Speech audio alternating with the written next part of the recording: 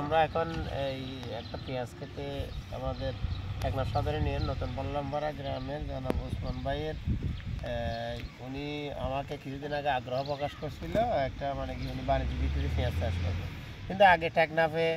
অতীতে বাণিজ্য ভিত্তিতে চাষাবাদ না হলেও এমনি পারিবারিক চাহিদা পূরণ করার জন্য মুড়ি কাটা এবং বীজ দিয়ে চারা তৈরি করা ওই ধরনের কিছু চাষ হতো আর কি। এবার যখন উনি আগ্রহ প্রকাশ করলো তখন ওনাকে পরামর্শ দিলাম, আমি পরামর্শ দিয়ে শুরু থেকে বীজ রূপ চারা করা শুরু থেকে এই পর্যন্ত পরামর্শ দিয়ে আসছি। ওখানের মধ্যে আমাদের এখানে দুইটা জাত সম্প্রসারণ রোপণ করা হয়েছে, একটা হচ্ছে মেটাল কিং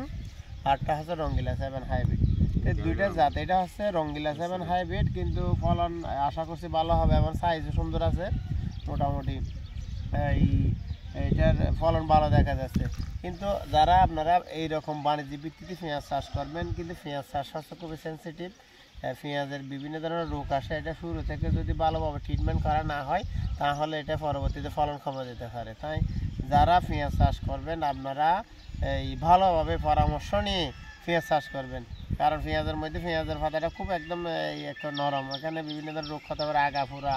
বিভিন্ন ধরনের স্পট, তারপরে গুঁড়া ফসা, বিভিন্ন ঠান্ডা ফসা, বিভিন্ন ধরনের রোগ আসতে পারে। এটা সঠিক সময়ে প্রতিদিন পর্যবেক্ষণ করে এটা রোগ আসছে কিনা দেখে এটা সঠিকভাবে যদি পরামর্শ করা হয় তাহলে এটা সঠিক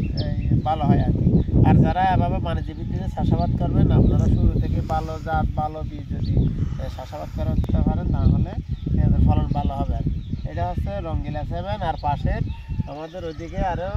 মেটাল কিং যেটা দিচ্ছে অপসি, ওটাও ভালো হয়েছে, কিন্তু এখানে একটা সমস্যা দেখা যাচ্ছে, বিভিন্ন স্পট দেখা যাচ্ছে পেঁয়াজের, এই স্পট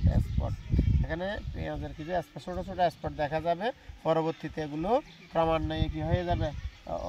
বেশি হয়ে যাবে, যখন ক্রমান্বয়ে বেশি হয়ে যাবে তখন সমস্যা সৃষ্টি হতে পারে।